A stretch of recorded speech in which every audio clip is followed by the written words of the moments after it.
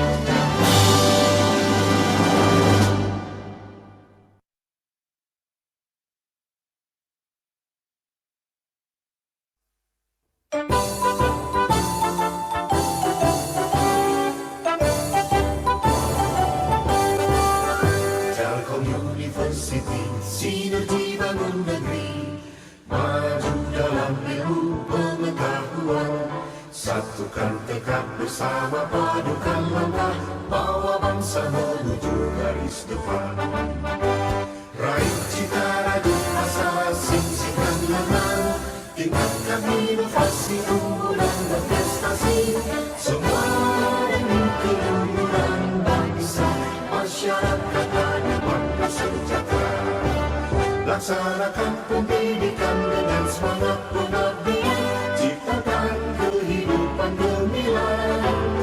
Telkom University, kebanggaan Pertiwi, maju dengan karya, berperan bagi bangsa, bagi Indonesia, bagi dunia.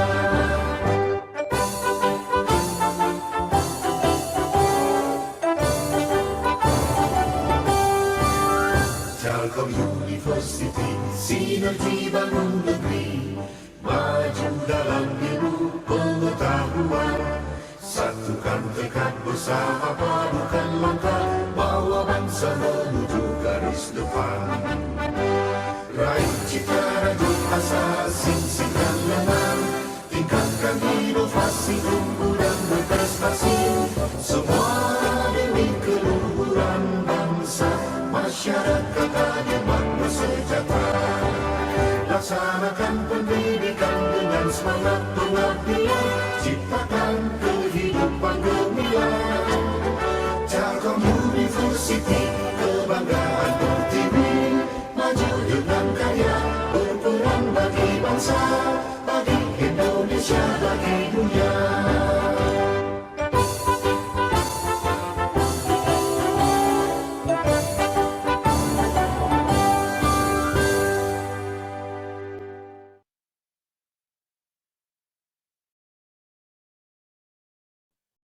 Oke, baik. Bapak, Ibu sekalian dan hadirin, eh, kita sebelum memulai, kita akan perkenalkan dulu Ibu Helni Multiasih. Ibu Helni sudah hadir bersama kita, Ibu ya? Ya, sudah. Selamat siang. Selamat Assalamualaikum. siang. Suara Alhamdulillah, Ibu jelas nggak, Helni. Mas? Jelas, Bu? Jelas. Oke. Oke, Ibu Helni Mutiarsih Jemur ini adalah dosen dari Fakultas Ekonomi dan Bisnis Telkom University. Saya share sebentar. Oke. Pertama ada dosen dari Fakultas Ekonomi dan Bisnis dan kemudian juga mengajar di Fakultas Pasca Sarjana Teknik Elektro dan di S2 Magister Manajemen di S2 Manajemen Regulasi Telekomunikasi ya di Fakultas Elektro. Dan Ibu Helni juga ini banyak sekali malang melintang ya di dunia kementerian sebagai staf dan tenaga ahli dari Kementerian Kominfo, ada tenaga ahli dari Kementerian Setnek RI ya. Kemudian juga pernah menjadi tim kajian dalam rencana bisnis Bakti Kominfo tahun 2021 hingga 2024 di 2021, dan masih banyak lagi pengalaman beliau di sektor regulasi. Memang ini adalah core competence dari Ibu Helni di bidang regulasi, khususnya di bidang regulasi telekomunikasi, seperti begitu. Baik, untuk mengefektifkan waktu, sepertinya kita langsung saja ke Bu Helni untuk memaparkan materinya, dan apabila dari hadirin sekalian ingin mengajukan pertanyaan, boleh diajukan pertanyaan di kolom chat langsung ketika masih sedang berlangsung, juga boleh pertanyaan diajukan, dan nanti ketika Ibu Helni sudah selesai memaparkan materinya, nanti di sesi akhir akan kita adakan sesi tanya jawab. Baik, Ibu Helni dipersilahkan. Saya share screen dulu ya. Share screen. Mana ya? Aduh. Ntar dulu. Saya malah lupa nih ini materinya. Bentar ya. Ya ampun. Ntar dulu. Oh ini. Bu. Sorry. Pasti banyak sekali materi. Oh, enggak. Sudah kelihatan belum? Sudah, Bu, sudah nampak. Ya. Kita mulai aja ya, Mas Tara ya. Bangga, Bu, silakan dimulai. Terima kasih. Assalamualaikum warahmatullahi wabarakatuh. Selamat siang Ibu dan Bapak sekalian. Semoga di siang yang ini biasanya jam tidur ya, jadi agak ngantuk. Mudah-mudahan kita semua bisa mengikuti sharing ya. Kalau di tulisannya kan kuliah umum ya, tapi sebenarnya sharing aja gitu. Ternyata lebih deg-degan di kandang sendiri ya Mas Tara ya, di antara teman-teman ya daripada di luar. Biasanya dilihatin sama teman-teman, Bu ya. Di sini saya tadi lihat Ibu Dekan, kemudian Ibu Kepala Suku, Ibu Maya. Terima kasih atas kehadirannya dan teman-teman. Saya berpikir bahwa ini materi yang sebenarnya udah tidak asing ya, karena memang di kita yang namanya artificial intelligence, atau sebenarnya kenapa saya menggunakan kata sebenarnya kalau di Indonesia kata bakunya jadi kecerdasan artifisial. Ini panjang banget ceritanya gitu, karena awalnya namanya kecerdasan buatan gitu. Jadi tentang kecerdasan buatan ini sebenarnya sudah muncul di dalam Perpres 95 2018 tentang SPBE di lampirannya di RIP, karena memang sebenarnya secara historikal AI ini sempat mau digunakan di dalam sistem tata kelola pemerintahan. Jadi ada cita-cita besar dari presiden kita bahwa kita bisa menggunakan kecerdasan buatan ini untuk membantu manusia dalam menjalankan fungsinya gitu. Jadi makanya kata-kata pertama dari kecerdasan artifisial atau kata bakunya dinamakan kecerdasan buatan itu di Perpres 95. Nah, kemudian ketika tahun 2000 dari tahun berapa ya? 2020 saya dan teman-teman di BRIN menyusun Perpres tentang kecerdasan artifisial. Kita menggunakan kata-kata jadi kecerdasan buatan kita ganti jadi kecerdasan artifisial gitu. Nah, ini kita lakukan dengan melakukan benchmark, dan sebenarnya waktu itu Indonesia diminta punya buku strategi nasional kecerdasan artifisial karena di beberapa negara sudah dilakukan. Akhirnya pada tahun 2019 sebenarnya ke 2020 Presiden meminta Menristek ya waktu itu masih Prof Bambang Brojo untuk menyusun. Nah, akhirnya BPPT menyusun dan lahirlah buku kecerdasan strategi nasional kecerdasan artifisial tapi berupa buku. Dan buku itu sebenarnya hasil kolaborasi dari para ahli AI di Indonesia. Jadi buku itu disusun oleh sekitar 100 ahli AI di Indonesia. Jadi kita mengumpulkan dari mulai akademisi dan juga startup AI. Jadi saya melihat bahwa di Indonesia ini kadang-kadang banyak sekali produk inovasi atau industri. Nanti saya akan sedikit insight ya bahwa di Indonesia ini ternyata agak berbeda ketika kita mengatakan barang industri dan barang inovasi. Kalau barang industri itu sudah banyak sekali insentif regulasinya, tapi barang inovasi ini yang memang masih kita perjuangkan untuk mendapat kelonggaran peraturan. Makanya saya memberikan judul model kelembagaan dalam implementasi inovasi kecerdasan artifisial di Indonesia. Di samping itu saya juga punya pengalaman karena waktu 2012 saya melakukan riset disertasi. Tema saya juga sebenarnya agak equal dengan lembaga ini. Jadi bidang saya kan cyber law dan saya memang punya profesi sebagai auditor hukum. Jadi tugas saya tuh sebenarnya menganotasi semua peraturan secara manual ya karena kita belum punya mesin untuk membaca perundang-undangan gitu. Nah, saya juga melakukan riset. Jadi sebenarnya kalau di cyber law itu yang namanya lembaga itu ada requirement tersendiri gitu.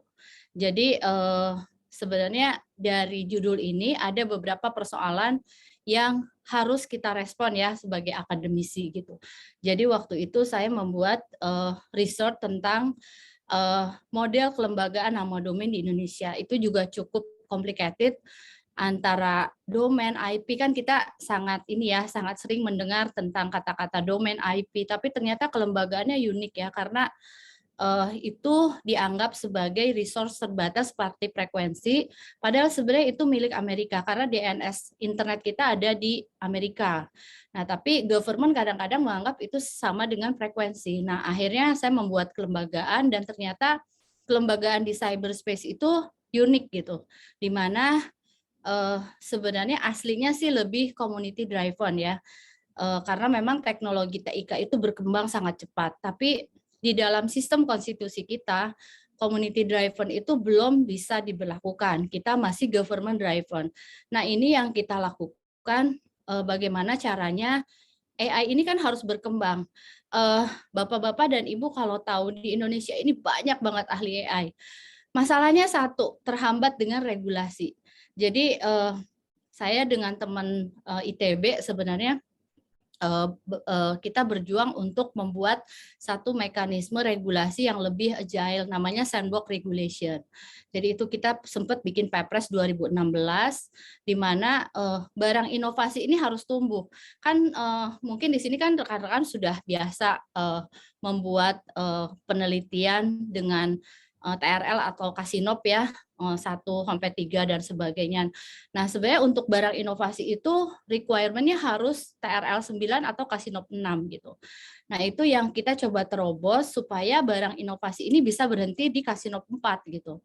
Jadi pokoknya sudah ready, sudah safety dan diberikan semacam lembaga yang bisa menjalankan inovasi tersebut gitu.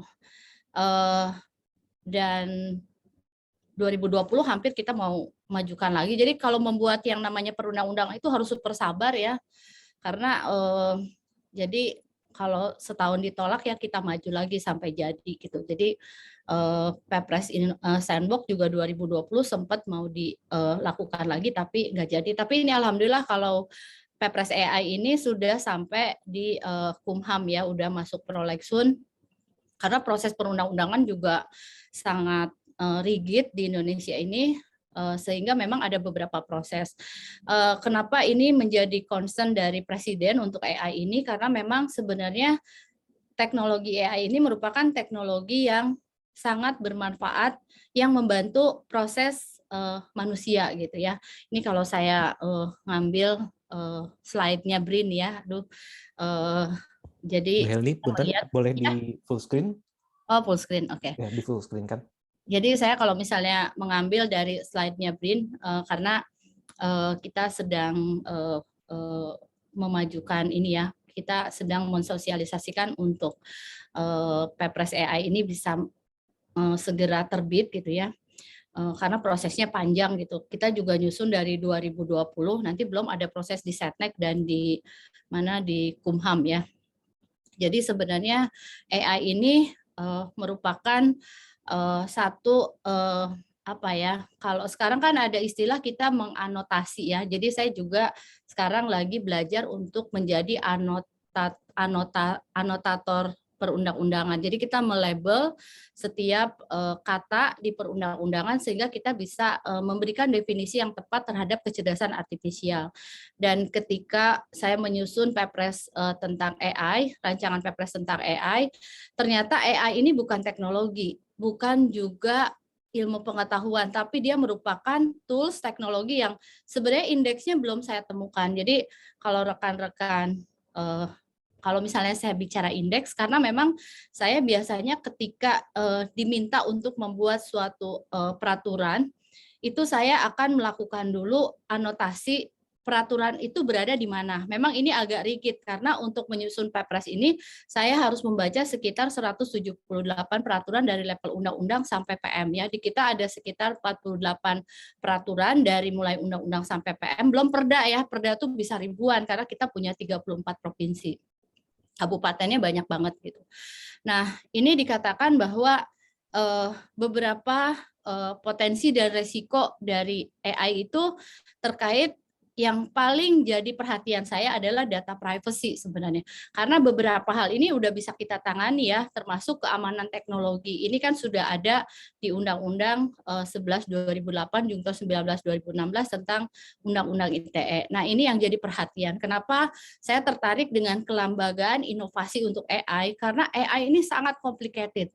Jadi ketika saya anotasi AI itu apa, ternyata AI ini merupakan kolaborasi pengetahuan antara ekonomi, manajemen, statistik, linguistik, hukum, banyak hal yang terlibat di sini. Sehingga ketika orang membuat inovasi AI, ini perlu sekali less regulation atau insentif regulasi yang diberikan pemerintah. Dan insentif regulasi itu bisa dilakukan ketika kita juga punya lembaga yang bisa mendampingi regulasi tersebut gitu ya. Kalau istilah saya maaf agak lompat-lompat, kalau istilah cyber law tuh kita lagi tren dengan istilah government agile dan regulasi agile ya. Jadi kita membuat sesuatu yang lebih fleksibel gitu. Ini sebenarnya beberapa hal yang untuk pengetahuan aja ya.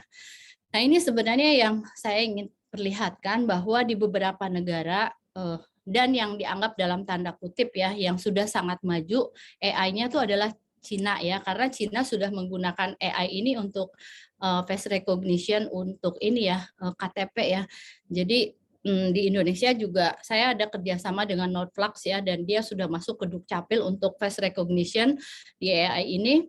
Nah, ini Cina tuh sangat maju dan ini beberapa negara tuh sudah punya strategi nasional. Makanya 2020 Indonesia dipaksa untuk membuat strategi nasional tentang AI karena memang kita untuk teknologi memerlukan semacam guidance.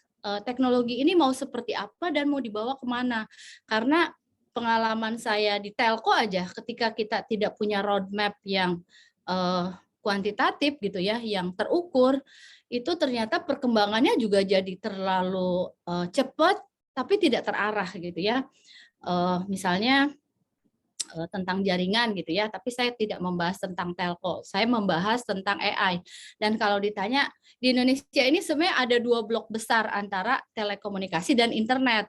kita kan sudah konvergens ya, tapi peraturannya kita terpisah. Ada Undang-Undang 36 Telco, Undang-Undang 11 tentang internet, Undang-Undang 32 tentang penyiaran, dan sekarang sudah di merge di Undang-Undang Cipta Kerja ya, Undang-Undang tahun 11 2020 ya.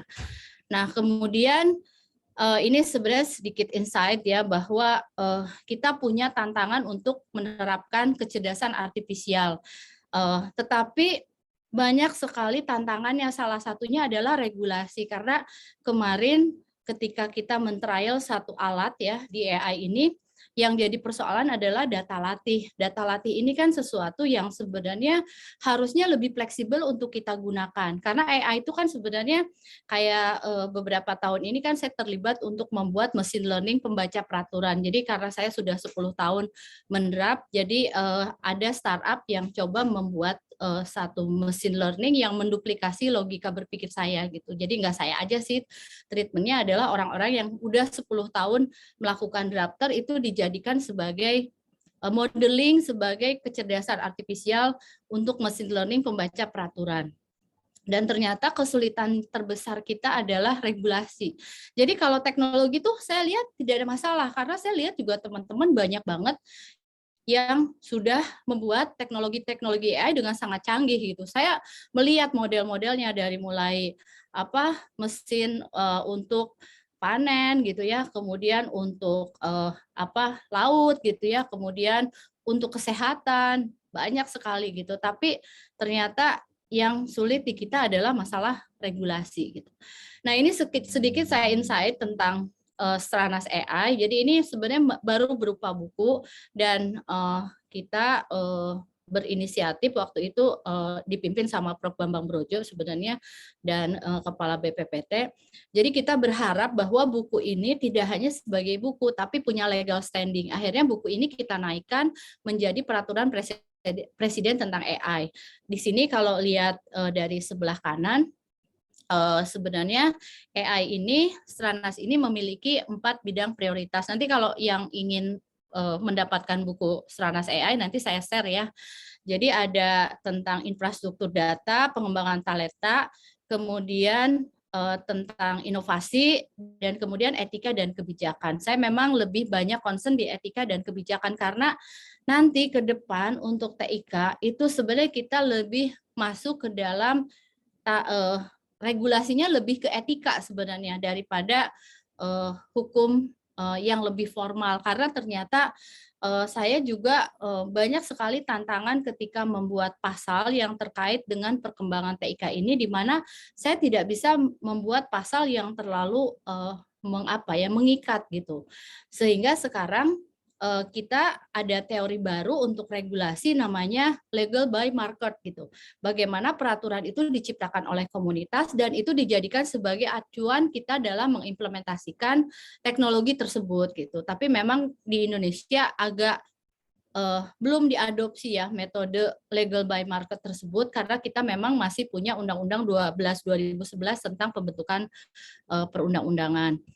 Jadi ini biar lebih jelas ya, di Stranas KA ini sebenarnya kita membuat Stranas dari 2020 sampai 2045. Tapi untuk Pepresnya saya nggak sepanjang ini ya, jadi saya bikin 5 tahun gitu. Jadi ada 4 area fokus. Jadi dari mulai etika dan kebijakan ini bicara tentang AI itu nanti diaturnya kayak apa. Karena AI itu agak sulit kalau kita bikin dalam bentuk undang-undang. Ini susah aja gitu ya kalau misalnya saya bikin undang-undang tentang kecerdasan artifisial. AI itu bisa ditreatment dengan fleksibel ketika regulasinya juga fleksibel, dan sebenarnya di teori-teori cyber law itu kita bisa menggunakan metode etika seperti iklan, regulasi iklan ya. Kemudian ada infrastruktur dan data. Ini juga jadi concern area fokus di Stranas. Kenapa seperti itu? Karena sebenarnya AI itu sangat membutuhkan infrastruktur, baik infrastruktur telco atau internet ya. Kalau saya mengambil teorinya Kopan, dia mengatakan bahwa konvergensi itu terdiri dari 3 layer. Pertama infrastruktur telco, kemudian infrastruktur internet, services, terus nanti di atasnya infrastruktur internet. Jadi di kita masih dipisahkan antara telekomunikasi dan internet. Kemudian ini challenge terbesar sebenarnya masalah data. Apalagi sekarang kita sudah kena GDPR ya. Eh, untuk teori cyber law Indonesia tuh sebenarnya lebih banyak berkiblat ke Amerika, dan data privacy Amerika tuh lebih fleksibel gitu ya, karena lebih ke community driven. Tetapi karena di beberapa peraturan ya, termasuk waktu saya menyusun PP tentang peraturan pemerintah tentang e-commerce dan peraturan pemerintah tentang sistem elektronik, itu kita sudah berkiblat data itu ke GDPR.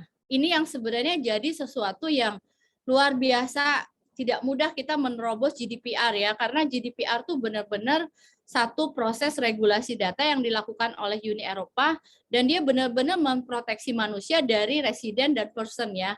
Kemudian yang ketiga adalah pengembangan talenta. Jadi ternyata di Indonesia ini masih sangat kekurangan yang namanya talenta untuk bidang TIK. Kita mungkin masih di bawah 10% ya, makanya Indonesia kalau saya lihat Kominfo sangat agresif melakukan sertifikasi karena memang di dalam pengembangan TIK, requirement dari TIK itu dianggap andal atau tidak, memenuhi requirement atau tidak. Salah satunya adalah SDM ya. Jadi beberapa kali saya melakukan audit hukum gitu untuk bidang TIK, atau saya melakukan, saya pernah jadi asesor SPBE, salah satu requirement dari satu teknologi TIK itu dianggap sah, dianggap bagus, itu adalah yang mengerjakannya juga harus dengan sertifikasi yang sesuai gitu. Kemudian riset dan inovasi ini yang sebenarnya jadi sesuatu yang memprihatinkan buat saya sendiri sebagai dosen gitu ya. Karena saya juga termasuk orang yang mungkin tidak begitu produktif nulis ya, meskipun tiap tahun saya melakukan kajian regulasi, dan sebenarnya kajian yang saya lakukan juga sangat akademisi ya, karena kalau mau bikin policy brief atau misalnya peraturan presiden atau undang-undang, itu saya harus bikin dulu naskah akademik, dan naskah akademik itu nyusunnya kalau kata saya sih mirip-mirip setengah tesis dan disertasi ya, karena banyak sekali filosofis dasar yang harus saya masukkan. Nah, sebenarnya ini kata-kata inovasi ini yang jadi perhatian saya, karena saya bidangnya regulasi. Saya melihat di Indonesia ini pergerakan inovasi itu lambat sekali gitu. Padahal di Indonesia tuh banyak banget orang pinter ya, termasuk di FEB tuh banyak banget orang yang menurut saya luar biasa pinter. Tapi kenapa inovasi tidak tumbuh gitu? Inovasi di Indonesia tuh lambat banget tumbuhnya. Dan ternyata ketika saya coba menganotasi ya, istilah sekarang kan kalau di AI itu ada ini data scientist ya, tapi ada juga anotator ya, yang melakukan labeling terhadap beberapa hal. Itu ternyata persoalannya adalah karena kita tidak punya regulasi yang agile yang membuat inovasi itu tumbuh dengan cepat. Bayangin barang inovasi itu ketika jadi di TRL 9 itu tetap harus melakukan proses-proses pengadaan. Jadi saya pernah membantu ITB, dia punya banyak inovasi, dan inovasi itu nggak bisa dijalankan. Kenapa? Karena kalau dijalankan akan kena pidana untuk pengadaan. Karena berdasarkan Perpres LKPP di atas 200 juta itu harus lelang gitu. Jadi nggak bisa serta-merta dilakukan. Nah, jadi inovasi ini sesuatu yang benar-benar jadi concern saya gitu. Nah, ini kalau yang terakhir ini sebenarnya dari hasil quick win ya, bahwa nanti AI ini akan diterapkan di 5 bidang ini. Karena ternyata penerapan AI itu nggak bisa kita split. Sebenarnya kalau di Stranas tuh banyak banget ya, mungkin ribuan programnya, tapi mana dulu yang akan kita lakukan. Jadi kebetulan untuk sekarang yang kita lihat, yang paling krusial harus dilakukan ada di reformasi birokrasi, di government, kemudian layanan kesehatan, pendidikan riset, ketahanan pangan, dan ini mobilitas kota cerdas ya, termasuk tahun kemarin saya membantu tim ITB untuk membuat autonomous car ya. Jadi mobil tanpa awak untuk untuk apa namanya di IKN ya. Jadi ceritanya nanti di IKN tuh akan ada kendaraan tanpa awak, dan itu menggunakan AI ya. Dan itu ternyata complicated karena jaringan, jalan, dan sebagainya juga harus mensupport gitu. Jadi nggak bisa di jalan raya. Ini masuk ke sini, saya coba cepet ya biar nanti kita diskusi. Sebenarnya kalau ditanya AI itu apa gitu, saya sebenarnya belum menemukan kata-kata yang pas banget gitu. Karena ketika saya menyusun Perpres itu saya harus mendapatkan definisi yang umum, tapi harus masuk ke dalam labeling regulasi yang ada di Indonesia. Jadi saya harus bisa menempatkan si AI ini sebenarnya ada di mana gitu ya. Jadi ini beberapa dari teman-teman di tim AI gitu, bahwa saya diberikan beberapa ini ya. Nah, akhirnya gitu ya, ini kalau bahasa undang-undang ya, mau suka nggak suka ya, kita kan ada requirement dari Setnek dan Kumham ya. Jadi saya ini, tapi ini belum final ya karena belum terbit. Jadi dikatakan kecerdasan artifisial adalah bidang ilmu yang mempelajari perancangan dan pembangunan komputer cerdas yang menerima persepsi dan belajar dari lingkungannya, kemudian mengambil tindakan untuk mempengaruhi lingkungan yang diambil. Karena memang AI itu sebenarnya kan adalah algoritma kecerdasan buatan yang nanti ada data latih kan gitu ya, di mana si AI sendiri bisa berkembang sendiri gitu dengan proses data latih tersebut. Makanya concern dari data itu menjadi sangat penting di AI. Makanya AI itu tidak bisa diindeks sebagai teknologi. Saya selalu bilang bahwa AI itu adalah tools, tapi dia bisa menjadi teknologi gitu. Jadi sebenarnya ini saya sampai sekitar 1 tahun menjelaskan tentang naskah akademik Pepres AI ini, sehingga BRIN sendiri bisa menerima konsepnya ya. Kemudian kalau ini ada Stranas, kemudian nanti ada peta jalan, karena di Pepres itu diberikan tentang peta jalan seperti apa.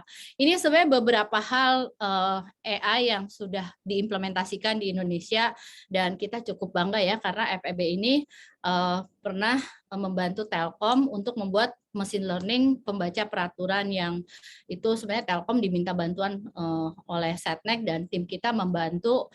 Waktu itu saya dibantu Pak Gadang dan Butri ya untuk membuat mesin learning pembaca peraturan, dan saya men-trial hanya 1 peraturan presiden, dan untuk tahun ini saya membuat trial AI untuk advokat dan ini ya peraturan perundang-undangan.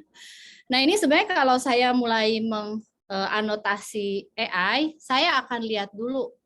Jadi biasanya saya brainstorming AI ini apa gitu, dan saya akan bikin beberapa titik gitu. AI ini masuk kemana gitu, dan akhirnya saya menemukan bahwa dari judul ini, hal yang harus saya lihat ada 2, kecerdasan artifisial dan produk inovasi.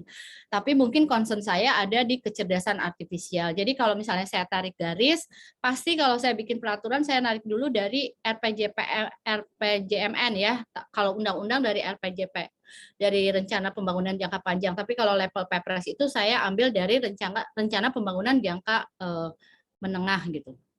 Kemudian sebelumnya kecerdasan buatan ini ada di Pepres 95 tentang SPBE atau istilahnya e-government.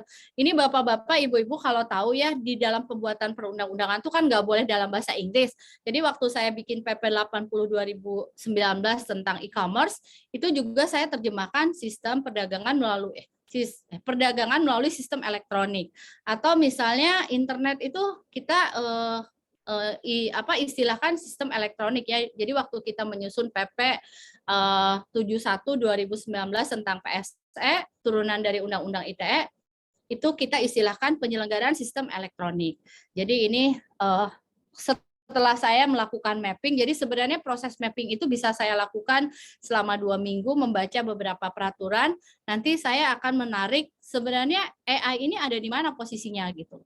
Jadi saya tidak menceritakan teknis menganotasinya seperti apa ya, tapi ada caranya sehingga saya bisa mengunci bahwa AI ini adalah penyelenggaraan sistem elektronik, karena implementasi dari AI ini harus sesuai dengan peraturan perundang-undangan. Karena kalau tidak sesuai, maka akan dikenakan sanksi perdata atau pidana. Ini yang repot di Indonesia, meskipun kita sudah high-tech, tapi untuk beberapa dispute itu kita masih lari ke undang-undang konservatif, istilah kita ya, karena dunia cyber tapi diselesaikan dengan konservatif. Makanya banyak sekali kan case yang terjadi yang tidak bisa diselesaikan, tapi kadang-kadang kalau menurut saya too much gitu ya, sanksinya gitu, padahal nggak sejahat itu gitu.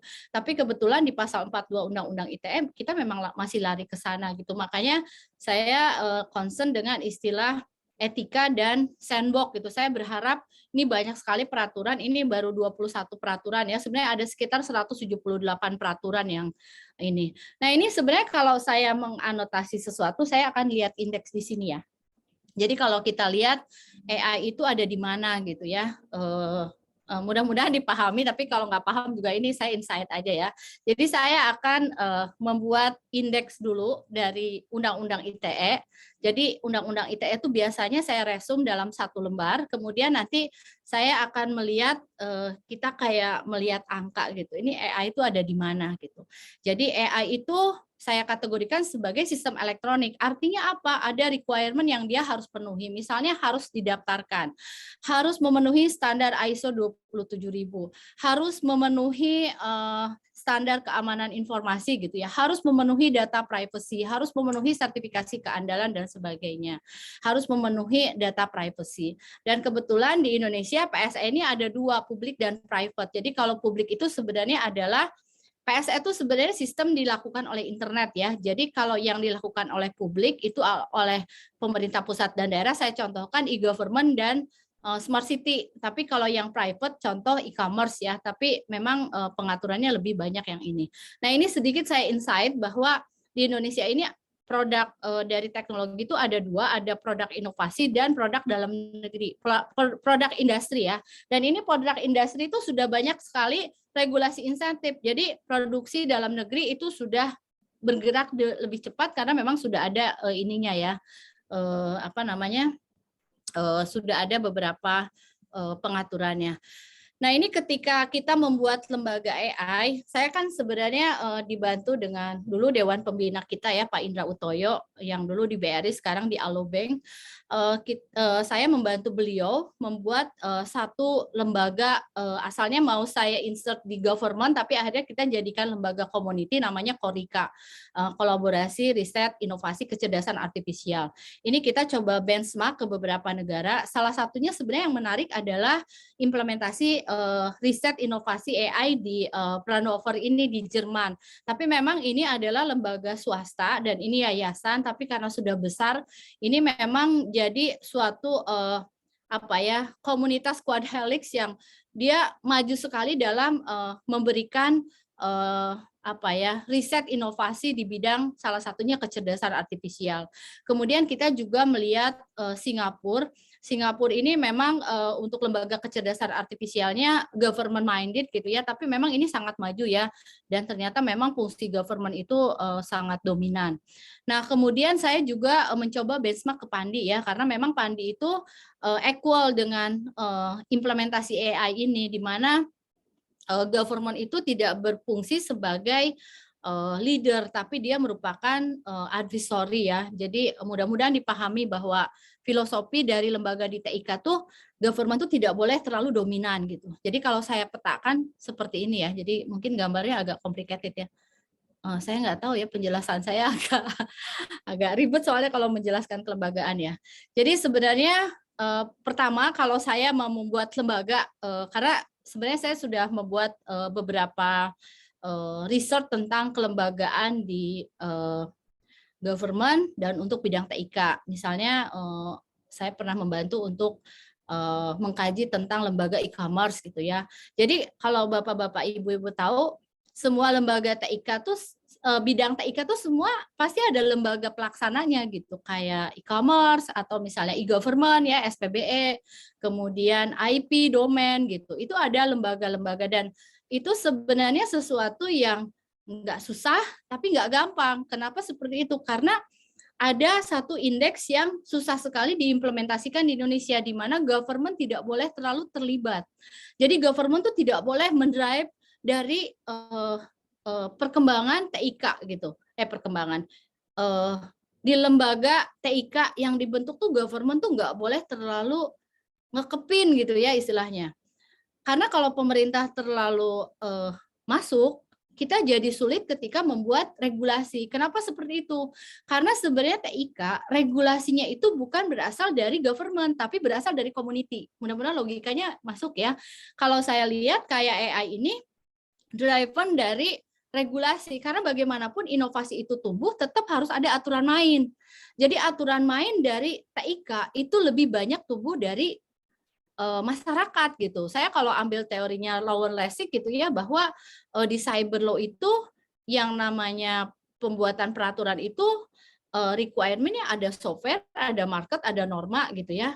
kemudian ada hukum. Beda dengan hukum konservatif, di mana driver pertama adalah politik internasional, kemudian norma, sosiologi, dan politik negara gitu. Jadi terlihat sekali bahwa di dunia konservatif itu negara yang mendrive, tapi kalau di dunia TIK nggak bisa, negara nggak bisa mendrive. Kenapa? Karena TIK itu berkembang setiap detik gitu. Kebayangan kalau misalnya negara yang mendrive baru juga selesai ini udah ini ya, saya merasa banget gitu. Tapi sebenarnya teknologi itu kalau diregulasi ya bisa kita prediksi gitu. Jadi misalnya berapa tahun IoT akan hidup, berapa tahun cryptocurrency akan hidup gitu ya, berapa tahun AI akan hidup, itu sebenarnya bisa kita prediksi karena regulasi yang kita bikin juga harus disesuaikan istilahnya waktu hidup teknologi tersebut. Teknologi itu ada beberapa yang nggak bisa hidup lama gitu ya, tapi ada juga yang bisa hidup lama gitu. Nah makanya kalau di teori cyber law, kelembagaan untuk bidang TIK ini harus sangat less dari government. Karena kalau government terlalu terlibat, teknologi ini yang cepat bergerak, jadi agak susah bergerak. Termasuk sekarang keadaan AI di Indonesia. Para pembuat AI, invention tuh udah banyak banget ya, ribuan malah. Tapi coba lihat, untuk membuat satu mesin di bidang kesehatan, itu udah berapa tahun tuh susah banget, dan ternyata yang menghambat adalah dari regulasi data ya. Jadi data latihnya susah banget gitu. Ini kalau saya memberikan satu model gitu bahwa lembaga dari AI itu ini harus dibentuk oleh regulasi yang agile ya. Jadi regulasi yang lincah ya. Dan ini sebenarnya legacy dari si lembaga ini itu harus dari government, dari konstitusi, dan legal by market. Jadi nggak bisa hanya dari government aja. Kalau biasanya kita bikin peraturan itu pasti drivernya dari government. Tapi untuk AI ini nggak bisa. Karena ternyata untuk bidang TIK, beberapa regulasi itu indeksnya datang dari masyarakat gitu. Jadi idenya dari masyarakat. Tapi saya punya banyak pengalaman ketika menyusun aturan yang terkait dengan TIK. Kalau telco itu gampang ya, karena telco itu materialnya banyak dari lembaga formal ITU. Tapi kalau saya membahas tentang internet, itu saya harus mendengarkan dari para pelaku industri. Ini seperti apa, ini seperti apa. Baru bisa saya masukkan ke pasal. Termasuk AI ini, ketika saya menyusun Perpres AI, ini saya selama 3 bulan itu mendengarkan para ahli AI. Kan kalau kerjaan saya gitu ya, sedengerin gitu ya, sampai saya paham, baru saya bikin pasal. Tapi kalau misalnya untuk regulasi formal, misalnya telco, itu saya cukup mengambil dari guidance yang ada di pemerintah, atau istilah kita ratifikasi yang sudah dilakukan oleh pemerintah. Tapi kalau internet tuh bahannya nggak ada, bahannya saya harus cari dari lembaga masyarakat, karena memang teknologi ini berkembang itu berdasarkan aturan-aturan yang dibuat oleh komunitas tersebut gitu ya. Kalau saya mau lompat termasuk kayak blockchain ya, cryptocurrency, banyak banget gitu teknologi yang itu hadirnya karena komunitas. Nah, ini sebenarnya sekarang kan lagi tren ya, bahwa pembuatan lembaga itu kita menggunakan kolaborasi, ada yang quad helix gitu atau pentahelix ya. Tapi ini untuk modeling yang saya buat itu masih quad helix. Jadi kita ambil industri, pemerintah, komunitas, dan akademisi. Nah, kita tidak menjadikan pemerintah sebagai yang dominan, tapi pemerintah itu dia memiliki posisi yang sama dengan industri, komunitas, dan akademisi. Tapi kalau sekarang posisinya untuk dunia TIK kita, pemerintah itu masih dominan. Saya sering diminta membuat policy brief tentang beberapa dispute antara pemerintah dan operator misalnya ya. Misalnya tentang infrastruktur sharing gitu ya, itu pernah jadi dispute. Atau misalnya infrastruktur pasif gitu ya. Atau misalnya tentang STP gitu ya, tentang teknopark gitu. Itu kenapa nggak jalan gitu. Nah, di kita tuh masih drivernya adalah government gitu. Nah, padahal sebenarnya beberapa hal itu hadir, kayak misalnya kalau saya lihat industri telco itu drivernya banyak dari industri gitu, bukan dari government gitu.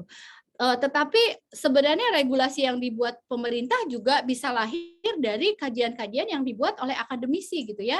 Jadi sebenarnya kan akademisi bisa meresearch dan itu bisa jadi material untuk policy yang dibuat oleh pemerintah gitu. Nah, ini sebenarnya adalah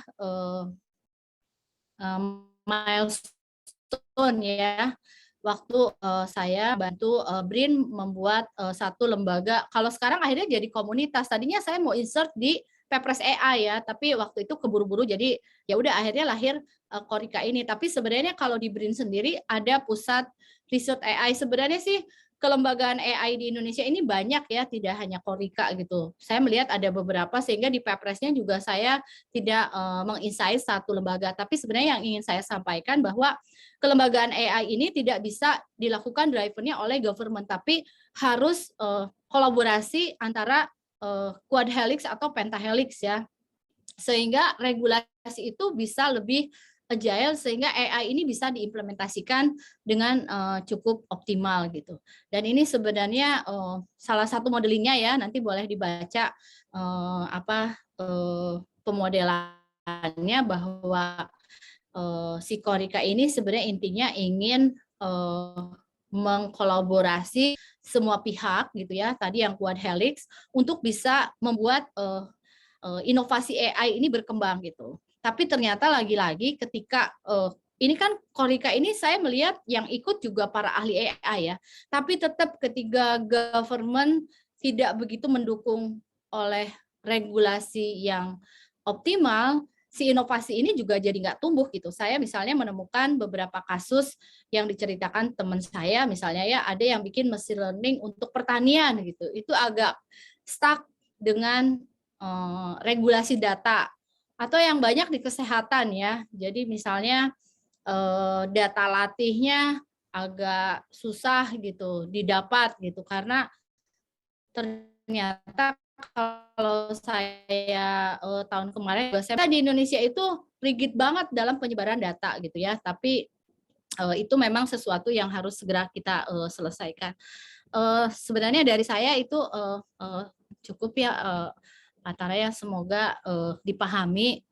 Saya juga nggak tahu ya, kayaknya bahasa saya agak agak agak ini ya. Tapi mudah-mudahan dipahami ya. Sebenarnya maksud dari yang ingin saya sampaikan gitu. Kalau materi AI pasti udah pada tahu lah gitu. Tapi saya ingin menyampaikan bahwa di Indonesia itu berkembang adalah masalah kelembagaan dan kelembagaan dan regulasi gitu. Jadi coba kita renungkan, di kita banyak banget orang pintar, tapi kenapa inovasi itu tumbuhnya lambat banget gitu ya. Itu saya jadi sebagai orang yang regulasi itu gemes gitu, karena ternyata bottleneck-nya tuh ada di regulasi gitu.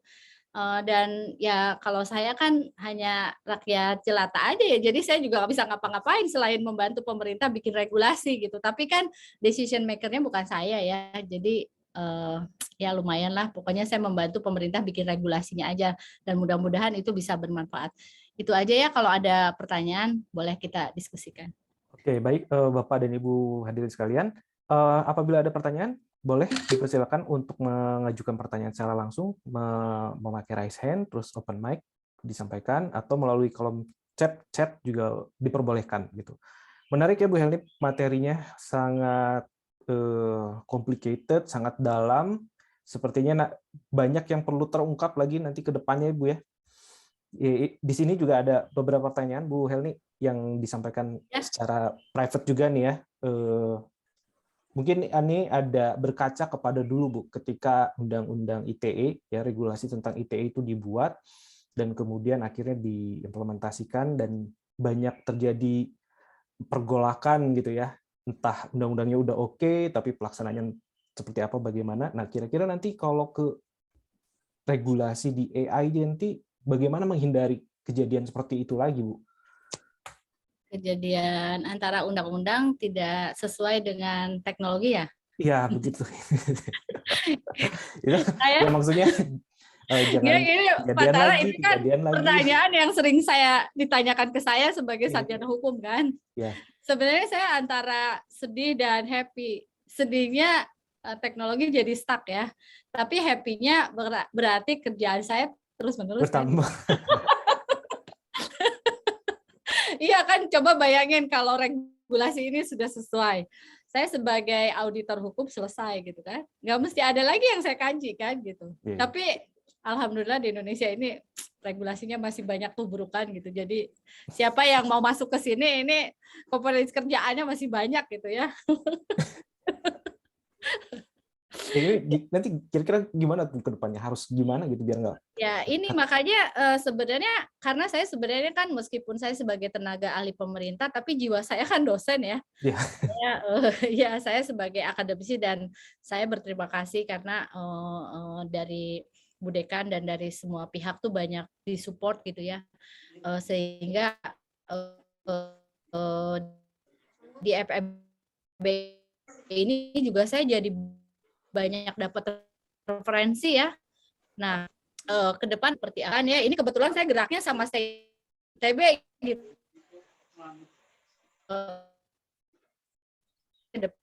Bisa sama FEB gitu. Tapi sama FEB juga pelan-pelan sudah ada beberapa termasuk sama Pak Anda. Jadi sebenarnya yang kita lakukan adalah membuat inovasi-inovasi regulasi sebenarnya. Karena kalau ditanya gimana penyesuaian antara regulasi dengan teknologi, ini kan persoalannya karena government driven ya. Kadang-kadang gini ya, yang saya sedih, banyak hal yang nggak sampai ke pemerintah gitu. Jadi bukan berarti pemerintah nggak pinter ya, tapi maksud saya ada beberapa hal penting gitu ya, yang kadang-kadang nggak nyampe ke atas gitu. Termasuk kemarin kita diskusi tentang, saya buat Stranas tentang perdagangan digital gitu ya.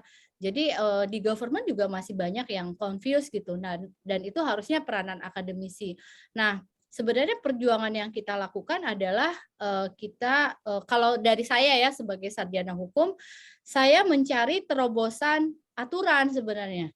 Jadi sebenarnya kalau tadi saya cerita ya Pak Tara, kenapa dari 2016 saya penjuang sandbox regulation gitu ya. Karena gini, saya kan dari 2008 nih ya, kerjaan saya tuh baca pasal sebenarnya. Jadi kerjaan saya tuh sederhana. Kalau istilah AI sih katanya anonator ya, Pak ya. Pokoknya kita melabel peraturan.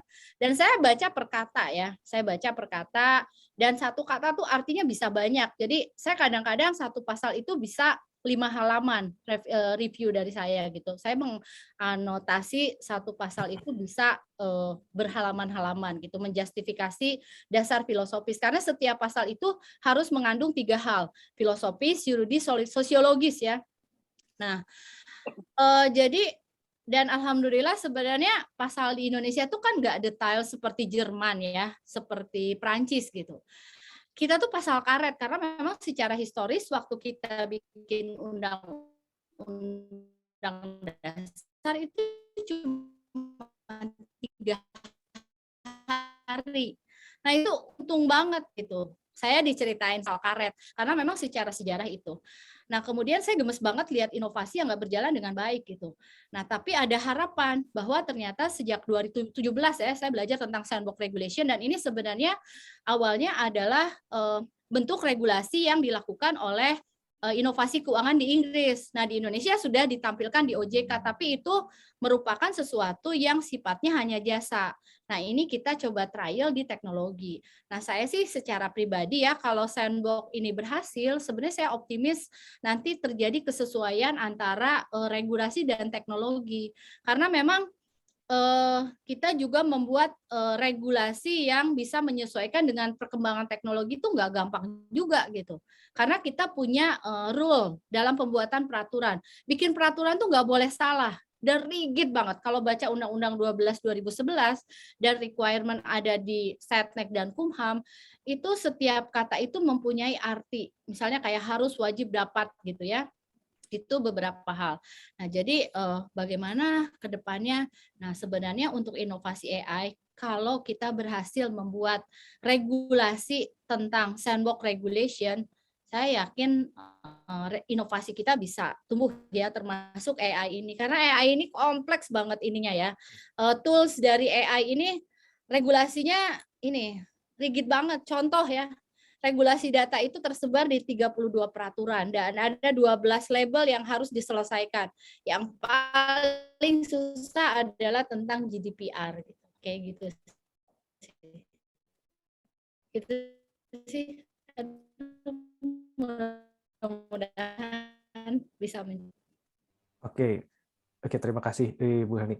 Mungkin dari hadirin ada pertanyaan yang mau diajukan ke Bu Helni, mumpung ini ada pakarnya regulasi, khususnya di bidang information technology dan digital dan lain-lain. Ada dari Bapak Ibu? Oke. Ini ada masukan pertanyaan juga, Bu, Iya. terkait dengan teknologi informasi dan ekonomi nih. Tapi mudah-mudahan Ibu bisa menjawab ya. Ketika Undang-Undang ITE dan perkembangan teknologi informasi di dunia digital itu tidak terbentuk batasan ya. Ya. Facebook bisa diakses di mana aja, Spotify bisa berbisnis di mana aja, dan Netflix. Dan terakhir-terakhir ini pemerintah kita kayak kebakaran jenggot gitu, kok narik uang tapi kok nggak ada benefitnya buat negara kita gitu. Nah, di AI ini mungkin nggak Bu terjadi yang seperti itu gitu. Ya, siapa tahu nanti dari teknologi AI dari China bisa masuk ke kita dan ke tempat lainnya juga seperti itu. Nah, ke depan bisa jadi seperti itu juga nggak Bu kira-kira? Gimana dulu lagi pertanyaan, ntar dulu Mas, saya agak ini. Ya, jadi kan ketika teknologi informasi berkembang, perusahaan luar negeri, misalnya Netflix, terus misalnya Google, mereka mempunyai servis dan kemudian melakukan servisnya tanpa batas di semua Ya. negara di dunia gitu. Dan kemudian di akhir-akhir ini, kemudian pemerintah dari masing-masing negara kayak seperti kebakaran jenggot. Ini mereka mendulang emas dari negara kita, tapi tidak mendapatkan apa-apa dari situ gitu. Nah, AI ini pasti bakalan lebih complicated lagi, bakalan lebih masuk lagi ke dalam gitu. Itu gimana gitu repotnya gitu nanti ke depan gitu. Aduh, itu mah udah terjadi lama, Mas. Udah terjadi lama ya. Apalagi Jadi ditambah lama AI lebih-lebih lagi ya. iya, jadi sebenarnya saya pernah bikin peraturan menteri tentang over the top ya. Jadi kayak WhatsApp, IG kan itu kategori dari teknologi OTT ya. Sebenarnya saya harus bikin subjek hukum yang intangible gitu ya. Kan sebenarnya saya contohin dulu ya, jangan ke AI dulu. Kita AI itu udah teknologi berapa ya? 6 apa 7 gitu ya. Kan nanti teknologi ke-8 kita bisa ngilang ya, teleportasi. Wormhole, pindah galaksi Bu. Ya, ternyata kalau ini saya ngikutin cerita zaman dahulu tuh sebenarnya teknologi AI dan teleportasi udah ada kan yang bisa membelah diri kan gitu. Nah, kita balik dulu ke teknologi ketiga keempat ya. Waktu saya ngebahas tentang IoT gitu ya. Terus kita bahas 2012 IoT, tapi baru rame sekarang ya. Nah, kita pernah karena saya sama tim, jadi saya bilang kita ya. Sama tim Kominfo itu bikin permen tentang over the top. Nah, itu saya harus membuat subjek hukum dari over the top tersebut gitu. Jadi over the top itu kan sebenarnya teknologi yang ikut jaringan operator telco, dan saya yakin ada kerjasama sebenarnya. Cuman kita tidak bisa melihat secara pasti kerjasamanya di sebelah mana. Hanya memang negara harus dapat benefit berupa pajak gitu. Nah, waktu itu di Kominfo saya membuat peraturan menteri tentang over the top. Kemudian di Kemenko Perekonomian tuh saya membahas tentang pajak e-commerce. Jadi waktu itu kita ada tim PMO e-commerce, dan itu anggotanya adalah seluruh unicorn ya. Unicorn itu ada 26, hanya 8 yang diambil dari Tokopedia, Bukalapak dan sebagainya gitu. Jadi waktu itu kita bahas ini subjek pajaknya siapa gitu. Kalau nggak salah undang-undang berapa ya, 38 ya. Itu kan ada badan usaha tetap ya, di mana nggak mesti ada badan hukum yang didirikan di Indonesia, tapi kantor cabang, dan itu bisa dikenakan pajak gitu. Nah, saya trial untuk over the top. Ternyata nggak gampang juga gitu. Akhirnya aturannya nggak jadi gitu. Jadi itu saya bikin 2 tahun ya permennya. Akan seperti apa? Kalau saya kadang-kadang gini ya Mas Tara, udahlah nggak usah semua diatur lah, udah biarin aja lah. Udah kepala Nggak usah semua diatur, kepala kita pecah kalau semua diatur. Nah, kalau soal AI ya, sebenarnya concern saya sih bukan masalah pajak aja. Suatu hari memang nanti mungkin yang akan dipajakin data ya, karena sekarang data itu sudah jadi aset maya. Dan di bidang hukum juga data sudah dianggap sebagai benda tidak bergerak berwujud. Jadi nanti hati-hati dengan data ya, karena data itu bisa menjadi aset maya. Ini BPK sudah memberlakukan ya, jadi sudah ada audit tentang aset maya data gitu. Karena waktu itu kita mau pinjam data latih di beberapa tempat, ternyata agak susah karena ada proses itu. Nah, kalau AI sebenarnya konsen saya nanti memang ada tentang pajak. Kalau saya mah sebenarnya kenapa jadi tertarik sama AI ya, karena, saya tuh agak kerepotan membaca peraturan. Jadi saya pernah punya pengalaman, ini selalu saya ceritakan ya, saya baca 330 peraturan, saya mapping tentang digital ekonomi, dan saya perlu waktu 6 bulan untuk baca itu. Jadi makanya pas, kita ditawarin sama Telkom kerja sama startup, dan saya Bu mau ikut nggak membuat mesin learning untuk membantu untuk gitu gimana si mesin learning ini, dan ternyata ketika saya trial, misalnya saya bikin peraturan ya, kayak ini nih Pepres AI, saya harus baca 178 peraturan. Ini saya butuh 1 bulan atau 2 bulan baca, karena saya baca per kata manual. Tapi kalau pakai AI 2 jam tuh beres gitu. Itu Mas Sarah. Cuman memang AI itu kan orang pada nanya, "Kamu khawatir nggak AI menggantikan tugas lawyer atau auditor hukum?" Enggak lah, orang AI itu kan nggak punya perasaan, bener nggak?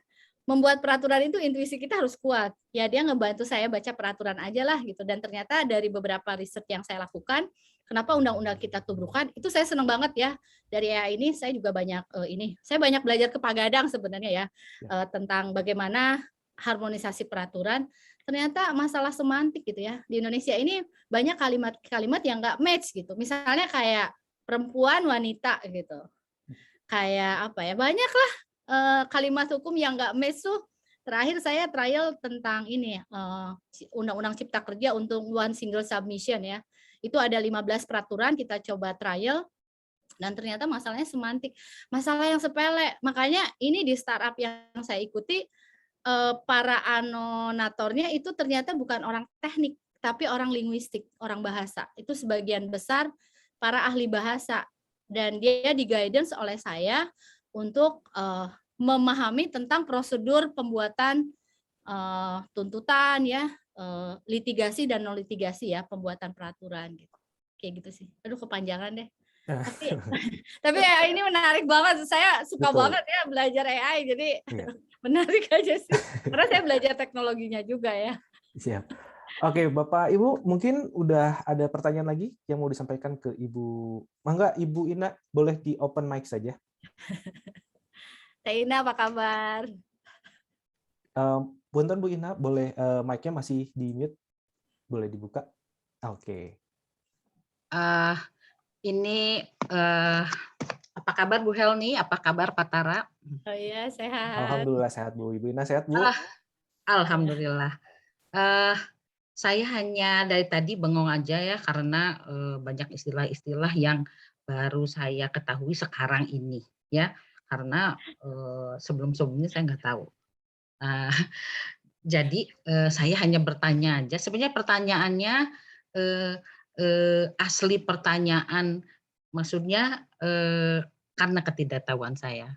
Setelah saya ikuti bahasan materi dari Bu Helni, saya melihat bahwa sebetulnya yang bikin mampet, kata Bu Helni, yang bottleneck ini regulasi. Ya. Apakah tidak ada political will dari pemerintah merubah PP yang terkait dengan bentuk perundang-undangan, bentuk peraturan di Indonesia yang lebih tidak rigid? Kita cenderung legisme, kita cenderung kembali ke aturan, misalnya undang-undang ya. Apakah kita tidak berpikir tentang filosofi aturan di negara lain, bahwa hukum itu bukan untuk hukum. Jadi kita semua jadi misalnya IE mentok lagi ke regulasi, mentok lagi regulasi. Apa logikanya kita balik? Hukum itu untuk manusia, hukum itu untuk teknologi. Nah, saya pikir pemerintah nggak boleh diam aja, terus yang dibawa, yang para konseptor aturan seperti Bu Helni atau pencipta AI diam terpaku karena si bottleneck ini. Kenapa pemerintah tidak merubah aturan sehingga menjadi lebih fleksibel, yang berpikir bahwa hukum itu adalah untuk manusia. Jadi teknologi tidak harus memuja hukum dengan seperti ini, kalau menurut saya. Saya tadi berpikir kalau yang di atasnya dirubah, kenapa nggak bisa? Jadi ini terkait dengan political will pemerintah terkait bentuk-bentuk aturan. Karena di negara lain yang seperti kata Bu Helmi, yang main adalah etika, betul. Kalau sudah bermain ke etika, berarti sebenarnya hukum itu untuk manusia, bukan hukum untuk hukum. Itu aja, Bu. Terima kasih. Iya, terima kasih. Aduh, Bu Ina, ini orang manajemen semua nih. Kita orang Maaf. pada roaming. Maaf, karena saya nggak ngerti dari awal-awalnya gitu. Nggak apa-apa sih. Maksudnya ini masukan yang cukup bagus ya, bahwa ini kan ini ya Mas Tara, langsung saya ini nggak apa-apa ya Mas Tara? Bangga Bu, langsung ya. aja Bu. Oh, ya. Jadi kan tadinya kenapa saya ngambil materi tentang kelembagaan di cyberspace AI, karena ini manajemen gitu Bu Ina. Dan saya pikir bahwa pas banget bahwa sebenarnya tentang kelembagaan ini adalah domainnya orang-orang manajemen sebenarnya kalau menurut saya ya. Jadi kita sebagai orang hukum kan sebagai tailor aja kita mah ya, kalau ngedraft kan kita cuma ngedengerin terus nanti kita sambung-sambungin gitu kan, tapi memang harus paham secara ini. Tapi kalau AI ini kebetulan saya jatuh cinta aja gitu, saya suka banget dengan AI gitu karena banyak hal menarik. Jadi kecerdasan buatan yang berasal dari data latih manusia gitu, dan ternyata hanya bagaimana political will dari pemerintah. Sebenarnya sih saya ngelihat karena saya memang hampir 90% jadi konsultan government, saya jarang mau untuk ngambil jadi drafter untuk swasta gitu ya. Kecuali BUMN masih saya ambil gitu. Saya sih ngelihat sebenarnya era Jokowi ini dia punya political will yang bagus juga ketika dia bikin undang-undang Omnibus Law ya. Jadi ketika bikin undang-undang Cipta Kerja, tapi masalahnya undang-undang Cipta Kerja itu adalah undang-undang yang hanya bisa dibaca oleh sarjana hukum. Kalau bukan sarjana hukum itu agak susah. Kenapa? Karena bukan pencabutan tapi perubahan. Saya waktu 2021 melakukan mapping tentang Undang-Undang 36, Undang-Undang ITE, PP 52, 53, PP 71, kemudian saya mapping ke Undang-Undang 11 2020 ya Cipta Kerja, ke PP 46, PP 46 tentang postel siar, kemudian dan di sana ada 10 pasal yang dirubah. Tapi ketika dirubah, itu impact-nya saya juga harus membaca beberapa peraturan yang lain gitu. Misalnya kayak infrastruktur pasif, itu saya harus ngelihat undang-undang pemerintahan daerah. Karena di undang-undang daerah tentang telco itu sudah dikunci menjadi legasinya dari pemerintah pusat gitu. Jadi kalau political will yang dilakukan Jokowi udah ada. Kan Omnibus Law itu sebenarnya kan saya ingat statement Jokowi 2015 mengatakan bahwa saya mau Jokowi jadi presiden tahun berapa ya? 2016 2017 lah, dia mengatakan bahwa saya mau 48.000 peraturan perundang-undangan di Indonesia itu direduksi jadi setengahnya. Kebayang nggak setengahnya? Itu Undang-Undang Cipta Kerja itu terdiri dari 70 peraturan. 70 peraturan direduksi dan berapa ratus PP yang direduksi. Nah, akhirnya di Telco sendiri mereduksi 3 peraturan tersebut, Undang-Undang Penyiaran, Undang-Undang ITE, dan Undang-Undang Telco. Kemudian ada 6 PP, enggak 6 ya, karena penyiaran itu punya 8 PP. Itu ada sekitar 2, 3, 8, 11 PP direduksi. Kemudian Permen juga banyak yang direduksi, karena keluar Permen nomor 5 2021 tentang penyelenggaraan Telco. Nah itu kita coba mapping, ternyata nggak cocok. Memang sebenarnya kan di Indonesia nggak cocok ya. Ini kalau orang hukum paham bahwa di Indonesia nggak cocok kan Taina ya untuk Omnibus Law ya. Dengan konstitusi kita nggak cocok. Tapi itu salah satu political will dari Jokowi. Pertama dia ingin menyelesaikan kerigidan dari regulasi kita gitu. Dia mau regulasi kita lebih simpel. Kedua ini juga masalah efektivitas dari banyak hal gitu. Kenapa undang-undang jadi direduksi? Nah, tapi memang saya setuju, ada yang harus dirubah, yaitu Undang-Undang 12 2011 tentang pembentukan perundang-undangan. Itu yang sebenarnya ngunci banget dalam pembuatan peraturan.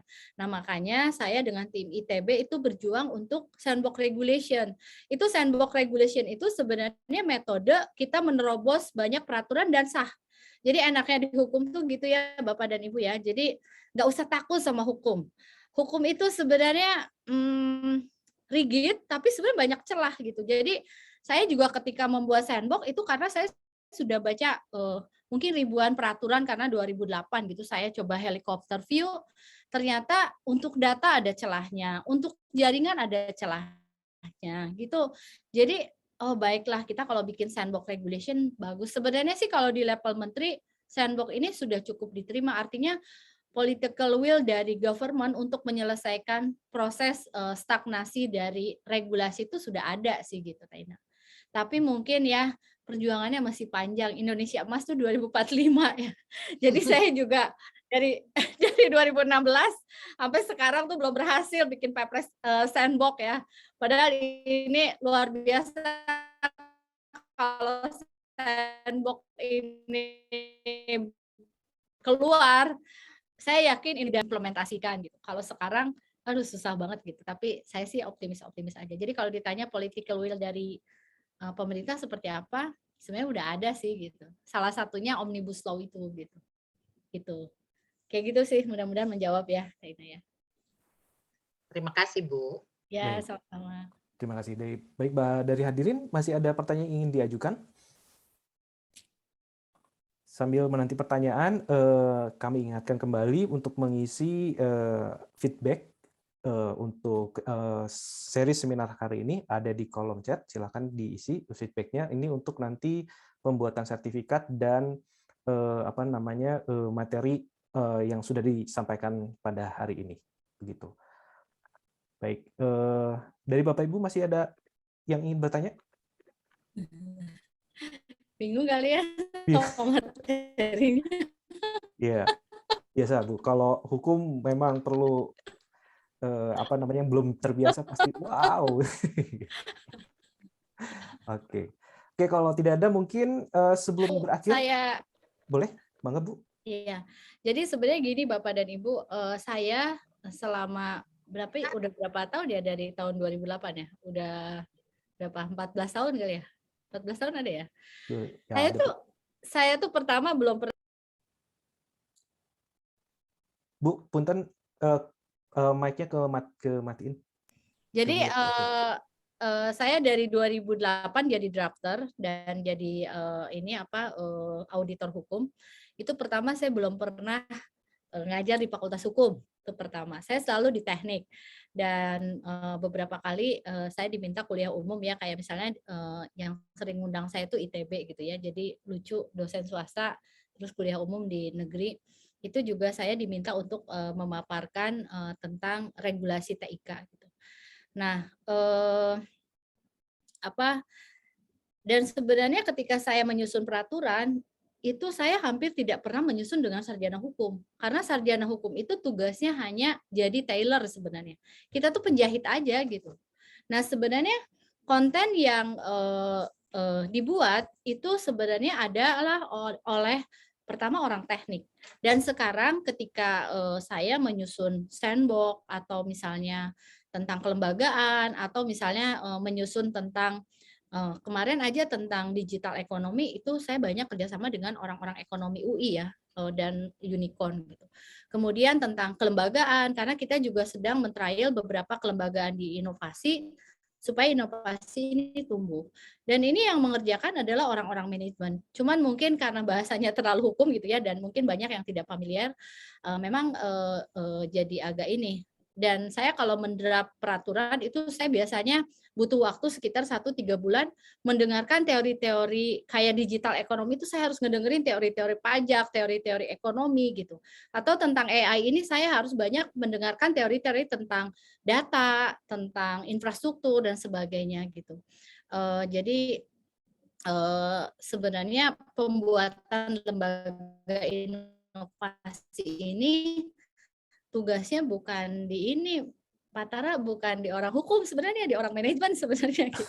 Jadi saya berharap nanti mungkin terutama dari fakultas kita ya akan banyak inovator-inovator yang bisa memberikan masukan kepada pemerintah tentang lembaga atau SDM seperti apa sih yang akan memudahkan perkembangan inovasi di Indonesia gitu. Terutama inovasi AI yang jadi subjek pembicaraan kita hari ini gitu. Jadi pokoknya intinya kalau kita mah drafter hanya sebagai penjahit aja, nyambungin aja gitu ke pasal gitu. Intinya sih sebenarnya para ahli manajemen dan SDM dan teknologi itu sih. Mudah-mudahan sharing session hari ini bermanfaat dan bisa menjadi masukan untuk teman-teman. Itu sih Pak Tara. Oke, baik. Terima kasih Bu Elni atas pemaparannya yang luar biasa. Berikut ada sertifikat secara online dulu kita tampilkan. Terima kasih atas pemaparan materinya, dan ini sertifikat yang akan diberikan kepada Ibu Helni. Baik, Bapak Ibu dan hadirin sekalian, sebelum berakhir, bolehlah kita untuk berfoto bersama sejenak untuk menyalakan kameranya yang akan diabadikan dibantu oleh Kang Irwan mungkin ya.